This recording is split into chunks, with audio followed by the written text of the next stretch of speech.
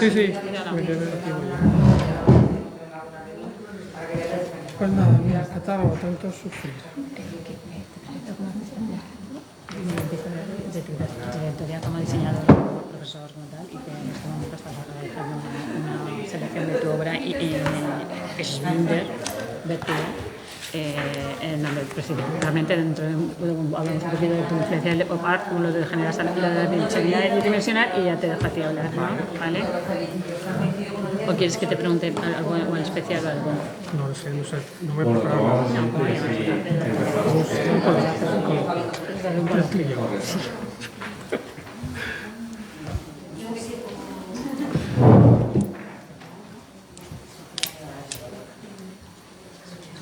Bueno, pues ante todo, gracias por vuestra asistencia. Hoy el Instituto Juan Gil Albert celebra el Día Internacional de los Museos con el diálogo que en cada exposición que se celebra aquí en arte, dentro del ciclo Arte en Caja entre el autor y, en este caso, la comisaria. Para los que es la primera vez que veis la exposición, os recuerdo que fue inaugurada el pasado 7 de abril y que estará visitable hasta el 3 de junio. Y bueno, hoy nos acompañan el autor, Filiberto Siscar Sendra, y la comisaria Silvia Mercé. Así que en vuestras manos dejo el diálogo. Muchas gracias. Y la explicación de lo que ya un poco vimos por encima de la inauguración, pero que conoceremos, espero que con más profundidad. Muchísimas gracias. Bueno, primero que nada, agradecer a Juan Gil Albert esta propuesta artística tan interesante para todos los artistas de la zona y para los comisarios y realmente acercarse tanto a la cultura y al mundo del lenguaje del arte.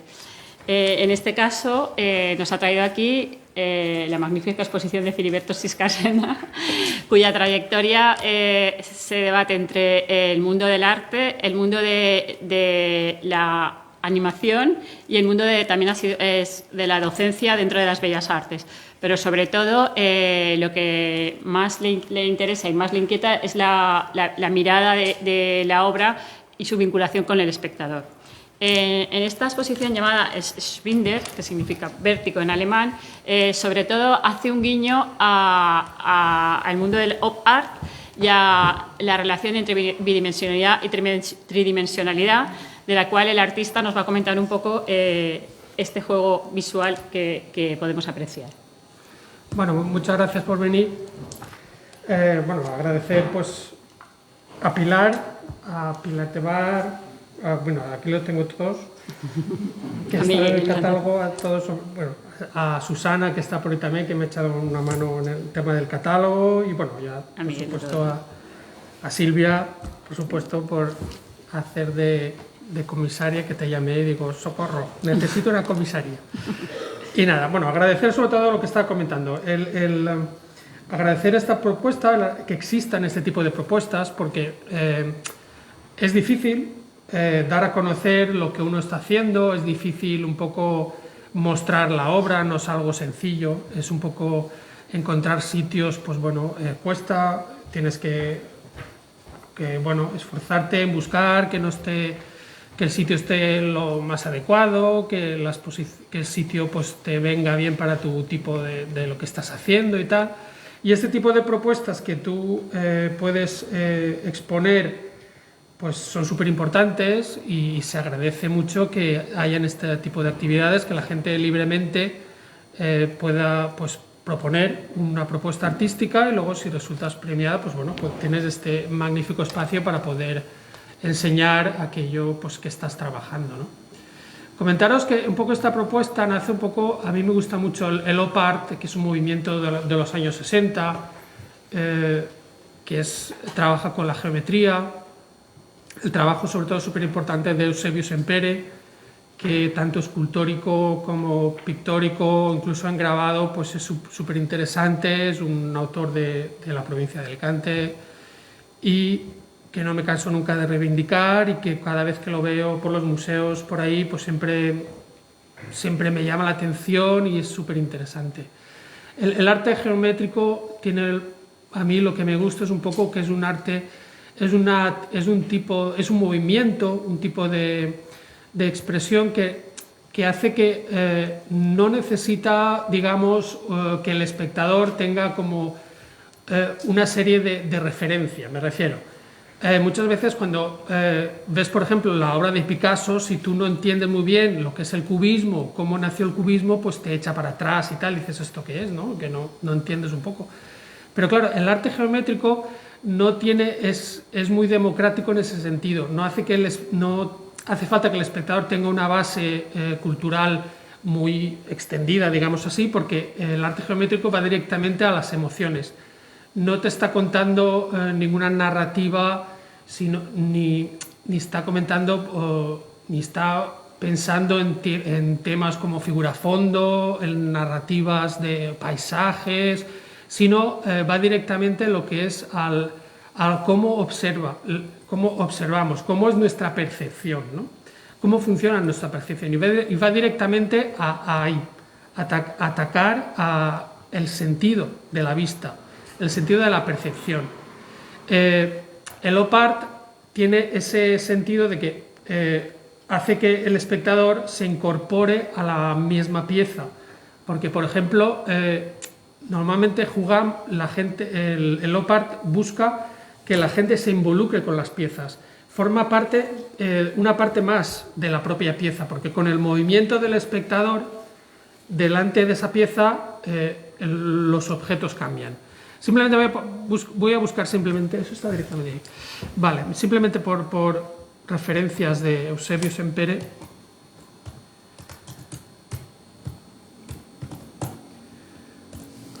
Porque directamente, ves, enseguida aquí lo tenemos. Y cualquier imagen, fijaros un poco con el tema de la geometría, ¿ves? Se genera ese efecto Moiré. Claro, estos son los efectos Moiré, que es lo que también se busca. Es un poco el tema de... El efecto Moiré es cuando hay unas líneas horizontales y verticales se entrecruzan. Aparece un poco un efecto aquí visual, que cuando el espectador se mueve de un sitio para otro, aquello vibra, ¿vale? Y esto es directamente el efecto Moiré. Entonces, esa vibración, simplemente aquí también la podéis ver, porque simplemente en estas piezas, de un lado, al ser papeles recortados, puestos en forma así triangular doblados, de un lado está en negro y por el otro lado está en blanco, por ejemplo aquí. Entonces, aquí tienes una visión y del otro lado tienes otra. Y cuando estás en el centro, ves que aparece una degradación en la parte izquierda y una degradación en la parte derecha, ¿vale? Lo que también es muy interesante dentro de tu obra es, por ejemplo, ese efecto que parte de una pura geometría y poco a poco va desembocando en un efecto orgánico, en una multivisión del espacio, de la realidad, de la transición. Sí, en este caso era como una propuesta muy sencilla, ¿no? En mis piezas, esta fue la primera pieza grande de un poco toda la serie y se basa simplemente en esa cosa, en ese sentido de que de un lado vas a ver en blanco y del otro lado vas a ver en negro. Y fijaros, simplemente esta geometría tan exagerada que puede haber en el op art muchas veces, aquí un poco también se diluye buscando un poco un tema más orgánico. Aparecen más figuras, las líneas ya no son tan rectas, tan geométricas, sino aparece un poco esa aleatoriedad que también he buscado un poco, porque si os fijáis, el papel a la hora de estar impreso, eso está impreso en impresora, aparecen una serie de líneas pequeñas, aparecen colores, aparecen elementos que ya no son tan geométricos, sino son mucho más orgánicos, que aportan desaparece esa cosa recta tan exagerada, ¿no? del op art. Entonces, a partir de ello también lo manipulo, sacándolo el plano semidimensional, sino sacándolo, haciendo unas curvas hacia afuera, que hace como que rompe esa pared, todo eso, y ya aparece una especie de ondas. Pues estas ondas, fijaros que aparecen en todas las piezas y consigue un poco romper esa geometría, ese blanco y negro, positivo y negativo, y aparece como una ondulación, ¿no? Y una tridimensionalidad, que es un efecto un poco tridimensional. Es más que nada un juego, ¿vale? Para mí, hacer arte es casi como jugar. Si uno no se divierte, si uno no juega, no prueba, no intenta haciendo cosas con esto, dígame dónde tenemos que hacerlo, en qué sitio, ¿no? Perdona, otro aspecto que yo creo que también es interesante resaltar es lo que siempre has comentado tú, que hay una parte tuya y una parte del tóner. El tóner te da un juego como máquina, como herramienta. Eso es interesante que nos lo cuentes un poco. Un poco para romper... Bueno, esto es porque hay una... Se ha dado clic a un... Quería sacar simplemente que se viera bien esta imagen, pero bueno. La impresión, yo utilizo impresión de tóner porque me sirve, la impresión de tóner es que me sirve un poco para jugar con diferentes tipos de papeles. El tóner, como sabéis, es una impresión que funciona por calor. Es muy parecido al grabado. Cuando yo estaba pensando en eso, yo pensaba mucho en el proceso de grabado, ¿no? Que funciona con el tema de la resina, tener que calentar la resina y tal. Pues el tóner funciona así. No es tinta que se pone como las diferentes, sino son unos rodillos, la impresión por tóner, que se calienta. La tinta es un polvo que se calienta encima de esos rodillos y luego el papel pasa entre esa tinta, entre esa tinta que está así más caliente y hace que luego se caliente y se fije. Eso que te permite que puedes utilizar papeles pintados, cosa que, porque si necesitas que el papel sea un poco poroso para que luego el tóner se adhiera ahí, ¿no? Entonces, como yo puedo utilizar papeles así pintados que rompen esa porosidad, el tóner sí que me permite imprimir esos papeles de colores. Entonces, en este caso, a mí ya no me importaba tanto lo que es la calidad de la imagen, sino yo utilizaba, a partir de errores que me encontraba con la impresora, la impresora, cuando empiezas a imprimir, llega un momento que dices, uy, esta impresión está mal, ves que está un poco desenfocada, o una letra está encima del otro, o aparece un poco, pues que dices, uy, esto no me sirve. Pues a mí esos hallazgos, a mí lo que me servían un poco son hallazgos que encuentras a lo largo del proceso de la impresión, y en lugar de rechazarlo, era lo que te interesaba. Yo lo utilizo, ¿vale? Es un poco, a veces un poco, no es por mi trayectoria, sino es esa idea de utilizar cosas un poco en desechos, pues yo muchas veces a mí me han servido para luego hacer diferentes tipos de piezas. Estas son una serie de piezas que hice anteriormente utilizando un poco la idea de la construcción, la idea del ladrillo,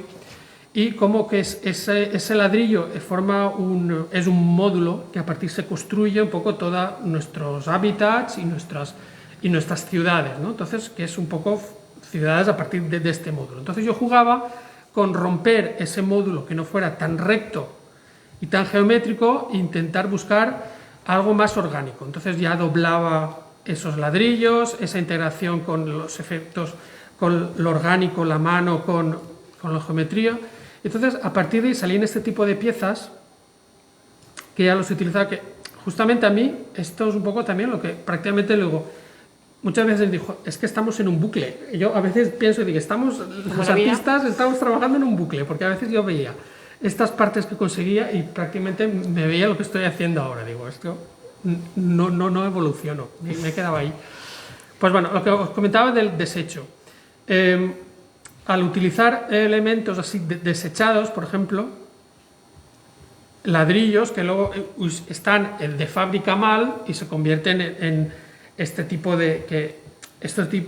yo fui a una fábrica de ladrillos y vi que un poco los ladrillos, que luego los veía yo súper chulos.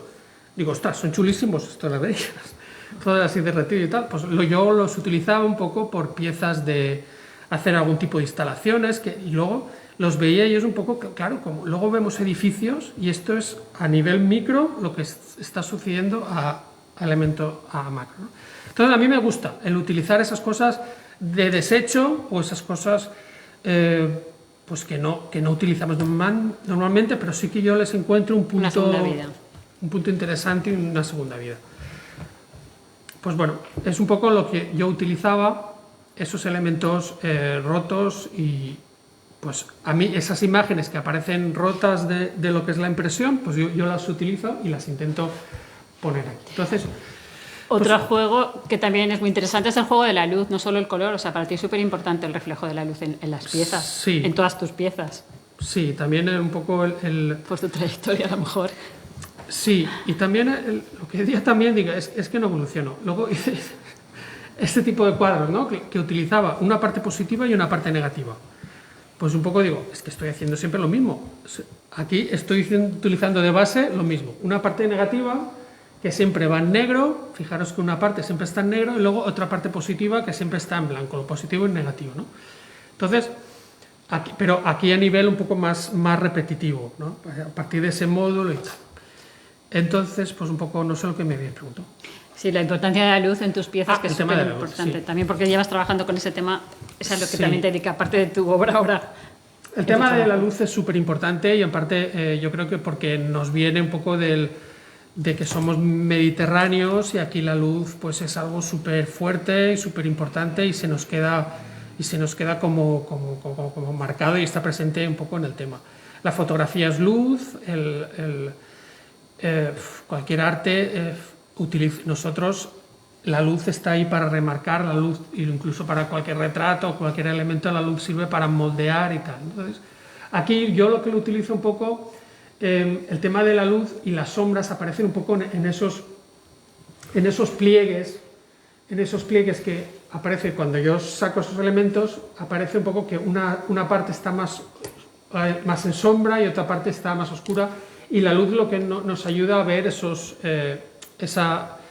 ese elemento orgánico, ¿no? Nos ayuda a que sea o más orgánico o menos orgánico, es un poco potenciar eso. Y entonces aquí un poco juego también el tema de la luz con el tema de los brillos, porque luego, claro, en las series más metálicas, fijaos que luego ese brillo que tiene, sobre todo, de un lado tiene más brillo, de cómo lo manejes como lo ilumines una pieza, luego la pieza te cambia totalmente, ¿no? Entonces es súper importante el tema de la luz, para mí, ¿no? Y bueno, esto son la serie esta. Esta serie, bueno, no voy a sacar imágenes, que es lo que vemos ahí, que es un poco eso. Pues bueno, es un poco lo que os comento, esa geometría, ¿veis? Es un poco, aquí veis en pequeño, estos puntos, estas líneas son los errores que nos da esa impresora. Los toners cuando empiezan que ya no funcionan, fijaros que aparecen unos vacíos de tinta, y ya no es una impresión totalmente en negro. Entonces a mí, pues yo lo integro, yo lo busco en esa pieza para que de un lado no sea totalmente negro, sino que aparezcan, ¿veis? Estos errores que nos da. Yo creo que aporta pues algo muy orgánico, yo creo que algo muy interesante, porque al final aquello es una máquina, aquello no tiene pensamiento, ni hace esto como quiere, porque quiere hacerlo, ni tiene ninguna intencionalidad. Pero para mí luego la intencionalidad es cogerlo, es destacarlo y es aplicarlo un poco a la pieza, ¿no? Un poco, fijaros ahí, que de un lado me sirve para que la pieza no tenga un único punto de vista y que podamos pues esforzarse al espectador un poco para ver la pieza. Entonces, a partir también de esa idea un poco de ver cómo funcionan esos toners, también viene la idea de hacerlo yo por medio de pintura, ¿vale? Que es un poco toda esa parte, que es lo que tenemos de arriba, que sale un poco de esta misma idea, de cómo funcionan esos errores. Fijaros en las piezas aquí de arriba, hay primero unas composiciones en papel que están en la pared, que es un poco lo que da la impresora. Yo selecciono esa serie de errores y la forma de imprimir me dan una serie de colores y una serie de errores de arrastre, ¿no? Que al final el toner también lo que hace es que el papel, hay un movimiento ahí de que se arrastra por los rodillos y tal. Entonces a mí me ha servido para este tipo de piezas, que es un poco hacer arrastres de pintura directamente a partir de los colores básicos, igual que cómo funciona el toner, y hacer este tipo de arrastres siempre con un movimiento de arriba hacia abajo, que es un gesto. Es como una música color o algo así, ¿no? Claro, es un gesto que aparece o sea, yo no puedo repetir una obra de estas porque sale en ese momento. O sea, yo puedo controlar un poco cómo dispongo lo que es la tinta, intentar que aquello no se convierta en un desbarajuste y tal.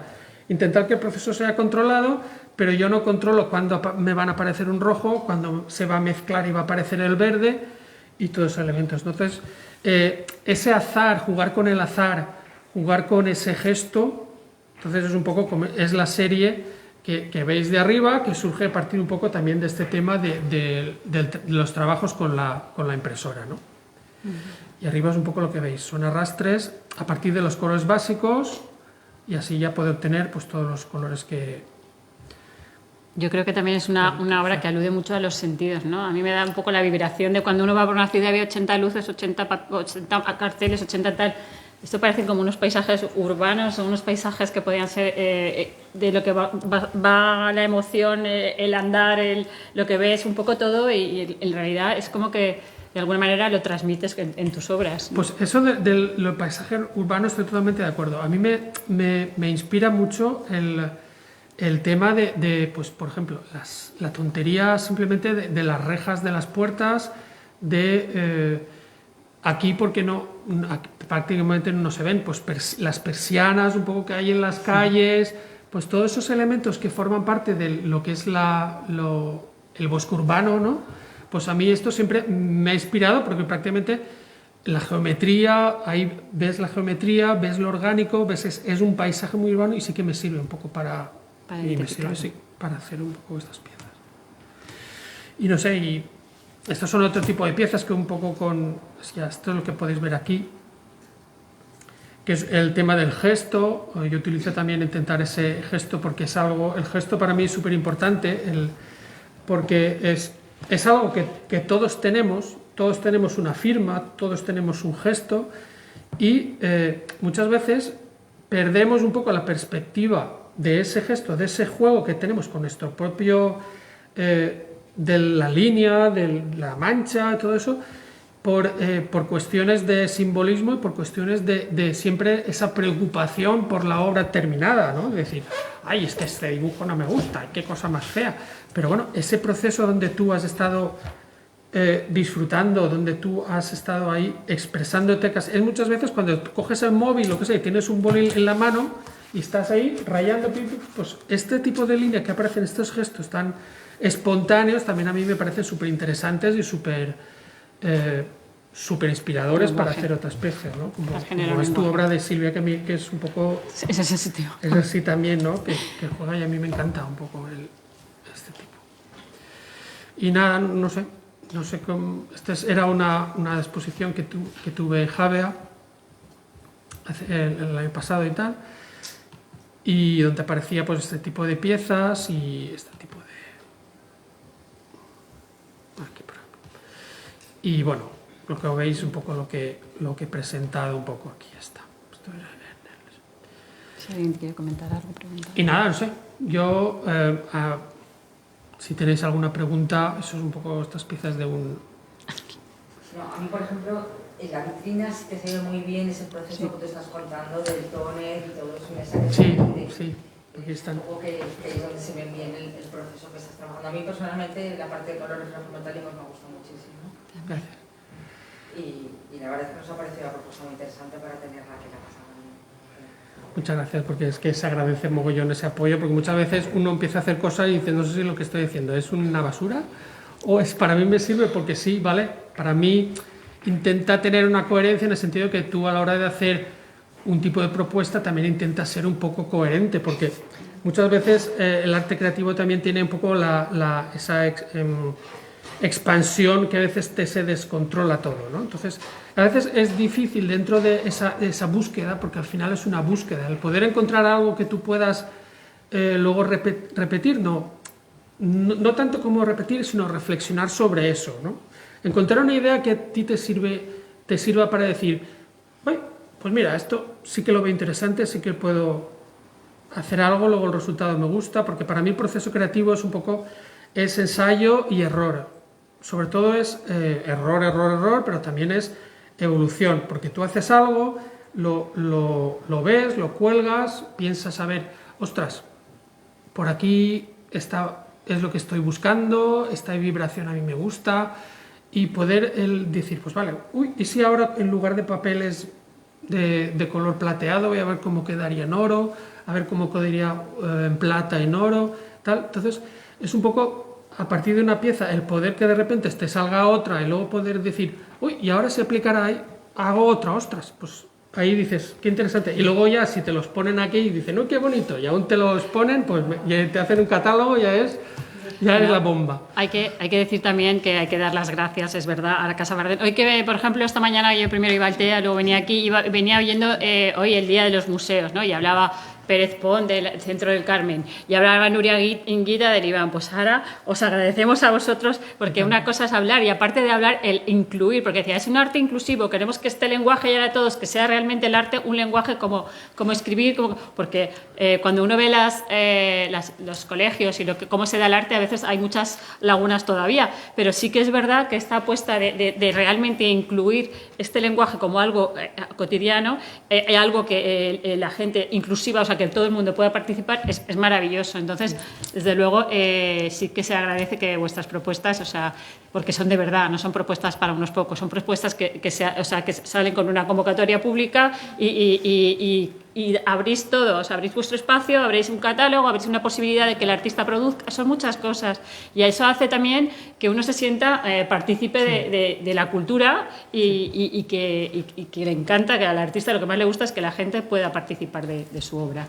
No nos podemos comparar con los grandes centros, pero sí que nuestra idea es aquí mantener unas convocatorias públicas, una convocatoria con acceso para todo el mundo además, y estamos también además incluyendo pequeñas actividades también de cultura inclusiva. Hace unos días tuvimos a los chicos del centro de San Rafael pintando aquí y haciendo serigrafía, un poco una actividad que hicimos, y vamos a hacer un taller dentro de poco allí en el centro de San Rafael, también porque esa cultura inclusiva también que llega a los que tienen cualquier tipo de discapacidad, el arte les sirve de terapia, y es el arte una vía de escape, y es el arte una vertiente que, ¿qué voy a decir yo? Muchísimas gracias. Que le dedico a esto, ¿no? Pero que yo lo agradezco, aparte es muy entendible, tu lenguaje es un lenguaje entendible, porque cuando a la gente le quieres explicar una serie de cosas, no las entiende, pero cuando le dices esto y le das unas claves para entender las obras, el público en general, la verdad es que se agradece muchísimo.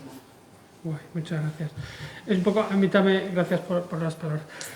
A mí también me gusta pensar, yo cuando yo estudié con Ramón de Soto, lo tenía de profesor, y siempre lo nombro porque sus clases eran clases las clases prácticamente que denominaba clases de café, en el sentido de que eran clases de que venía Ramón de Soto y habían pues otros profesores, me refiero, un poco ese tipo de clases que un poco el alumno lo que absorbe no es todos los conocimientos a lo mejor de lo que es la historia, te va a explicar la historia del arte, te va a explicar cómo funciona tal cosa, no, tú lo que absorbes ahí es al propio personaje, ¿no?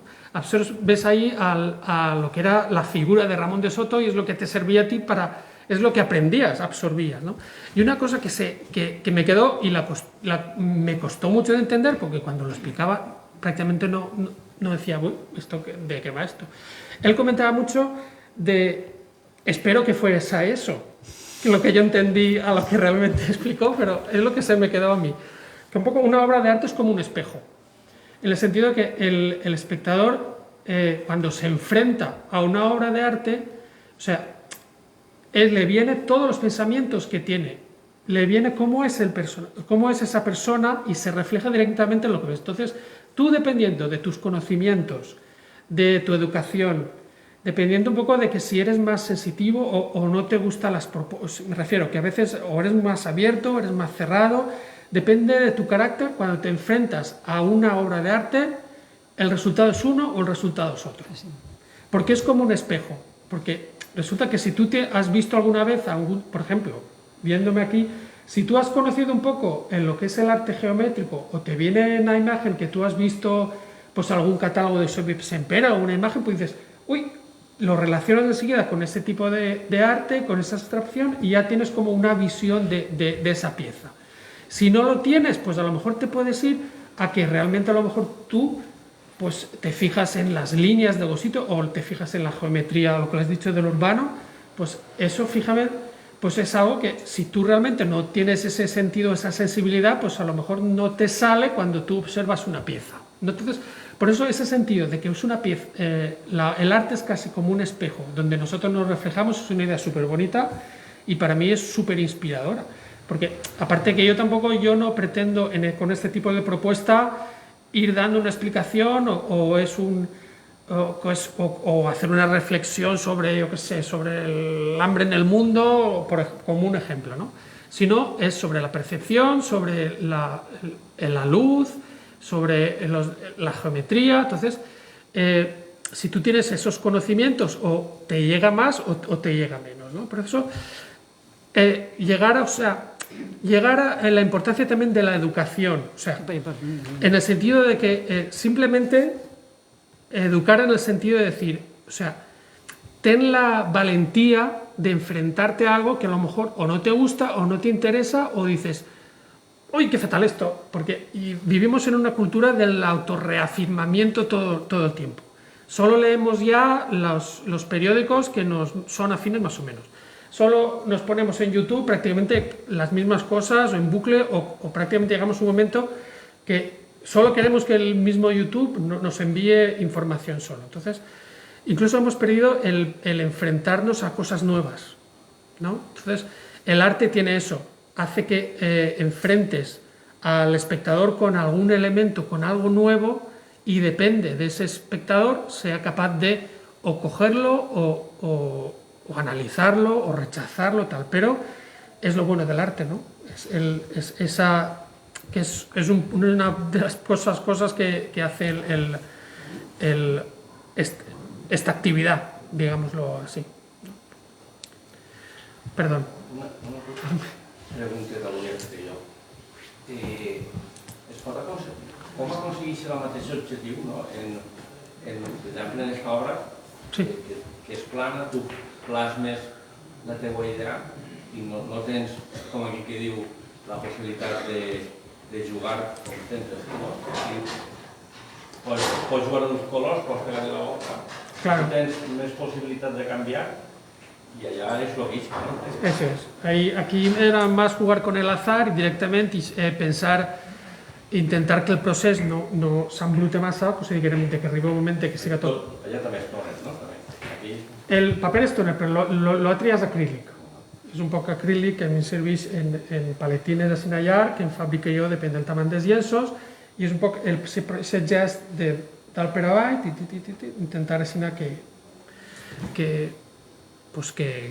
que no s'emborratxe massa, que apareguen els colors, que isca algo interessant, i això és un poc jugant en el que és aquesta pressió, no?, dels elements. Que, bueno, que és un poc tota aquesta sèrie, clar, en una sèrie de dibuixos, pues, que jugué sempre. Així el que és interessant també a la hora de trabajar es un poco lo importante también de acotar, en el sentido de que cuando hacemos yo creo que es importante, lo digo así, un poco saber hasta dónde voy a llegar a la hora de la creación, porque prácticamente si tú no te pones unas barreras, es decir, mira, solo voy a utilizar 3 colores, solo voy a realizar un gesto, a partir de simplemente algo muy sencillo, tú puedes ir evolucionando esa idea, intentar que esa idea no se desparrame y sea como y se vaya todo de las manos, ¿no? Entonces, un poco eso te viene también de que tengamos un sentido, a la hora de hacer arte, no tener un sentido demasiado crítico con nosotros mismos, ¿no? Un poco, si tú te das esas bases de que voy a hacer esto, sabes un poco qué es lo que te ha salido bien, sabes un poco definir y acotar y decir, pues mira, esto sí que me sirve o esto ya se me ha desparramado esa idea. Y todo esto yo creo que viene con la educación. Porque al fin y al cabo, un mínimo de educación artística, un mínimo, sirve para que luego la gente aprecie un poco lo que es el trabajo, incluso disfrute luego creando, porque claro, las artes visuales es igual como el lenguaje, es una forma de expresión y para muchas personas pues tienen más sentido o menos sentido, o nos apetece muchas veces, nos apetece a veces más hablar, que otras veces nos apetece menos hablar, sin embargo, pero necesitamos esa expresividad. Pero sí que necesitamos tener alguna herramienta para expresarnos, ¿no? Entonces, el arte, si tú consigues que el alumno, yo ahora me voy un poco a la docencia, si tú consigues que el alumno no pierda nunca ese sentido de juego y ese sentido de esa expresividad, o sea, que no sea como todo negativo, ¿no? Porque muchas veces todos queremos hacer cosas súper estupendas, todos queremos hacer maravillas, vale, todos queremos hacerlo, pero que no hace falta tampoco esa obsesión, si lo importante es el proceso, el que tú los estás disfrutando, ese momento de desconexión que lo has conseguido porque te has marcado unas bases y vas pudiendo hacer cosas, y un poco, y eso te viene claro por si has tenido una mínima, unos mínimos conocimientos que te hagan, por ejemplo, no pensar que todo lo que estás haciendo está mal o que todo lo que estás haciendo está súper bien, sino es un poco ese proceso, ¿no? Bueno, creo que nos estamos extendiendo muchísimo. Me voy.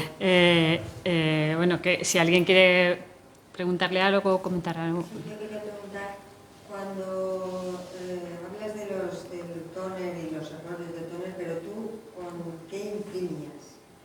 O sea, porque tú, claro, tienes una imagen que imprimes. ¿Qué imprimías? ¿Fotografías tuyas? No. ¿Manchas? Yo directamente imprimía un patrón blanco y negro, unas líneas, que es lo que podéis ver ahí, que son unas impresiones simplemente del blanco y del negro. Entonces, claro, como esa impresora empezaba a fallar el tóner, claro, ¿por qué sale el blanco y negro en un tóner? Porque resulta que la impresora te está lanzando para usar un negro, aparte del negro te está lanzando el amarillo, te está lanzando el magenta y te lo están mandando todo.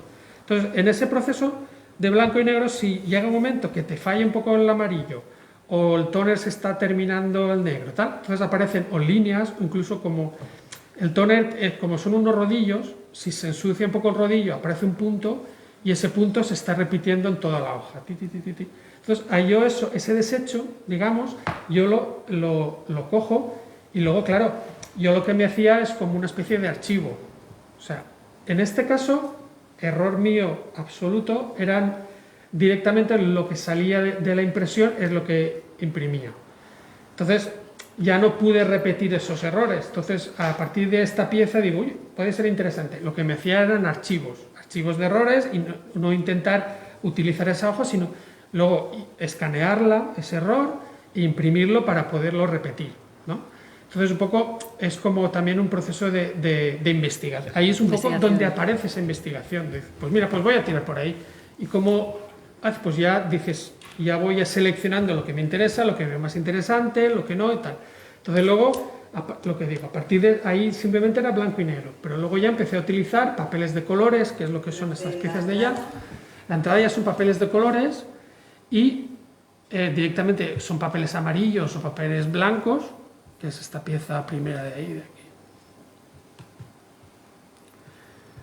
Sí, claro, por eso un poco lo tengo aquí por orden. Todos estos, claro, ahí por ejemplo, ahí en esta pieza de aquí, ese negro ya se está súper difuminando, porque ya está desapareciendo y aparecen unos grises, que es un poco esa mancha, que es decir, pues yo darle ese valor, valorarlo, rescatarlo y luego pues aplicarlo un poco a la obra. Entonces, claro,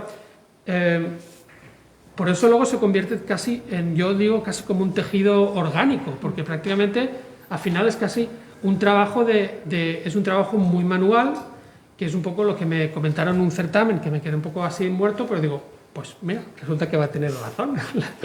La mujer, la del jurado me comentó, uy, pero esto es más artesanía.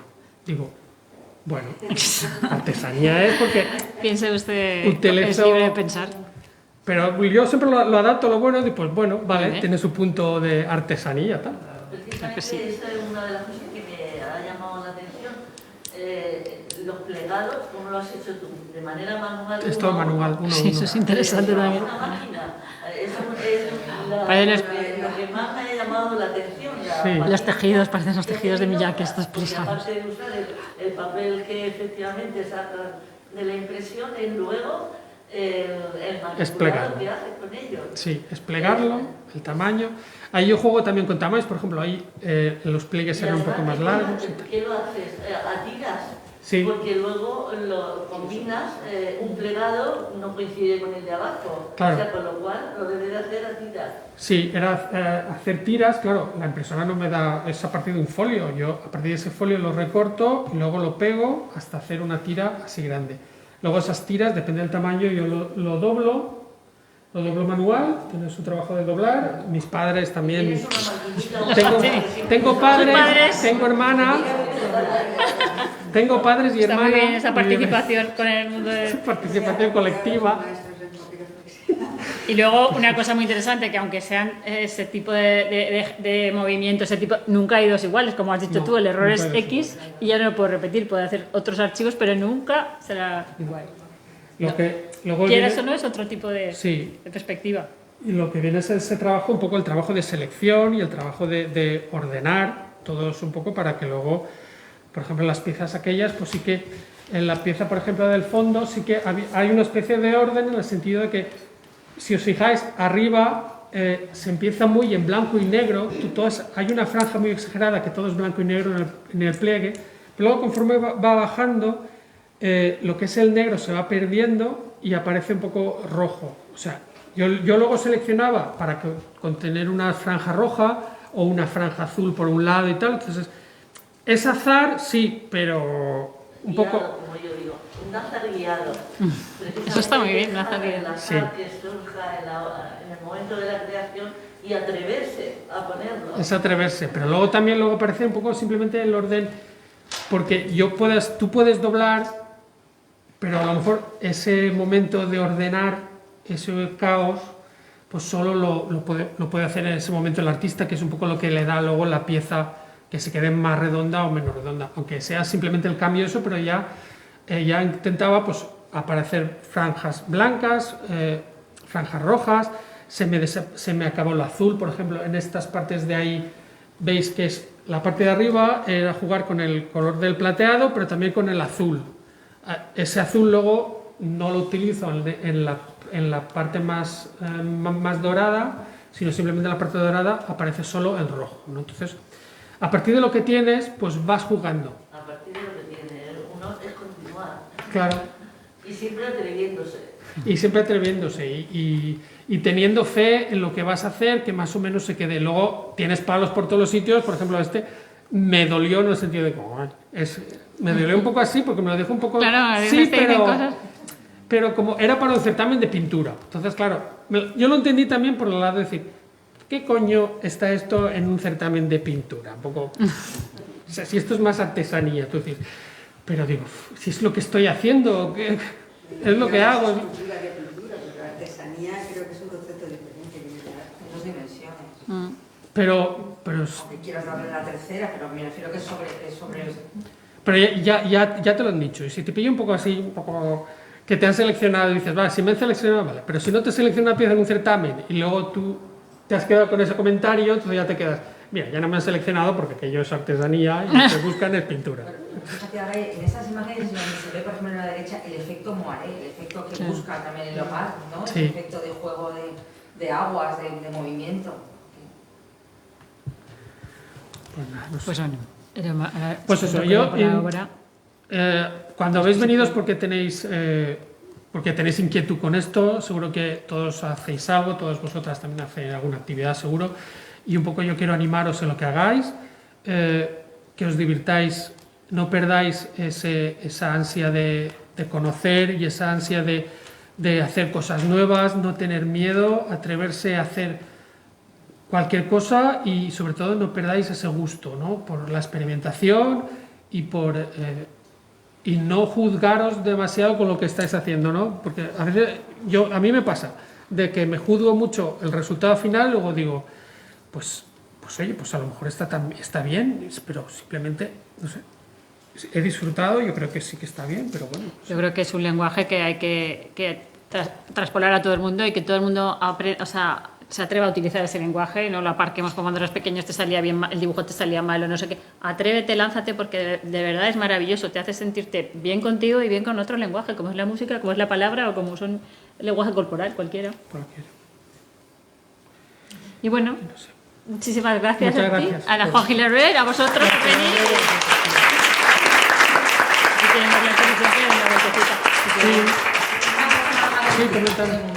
Hoy es el Día Internacional de los Museos y los museos de Alicante hemos hecho una acción conjunta. Ay, qué guay. Y hemos hecho unos imanes, cada uno con una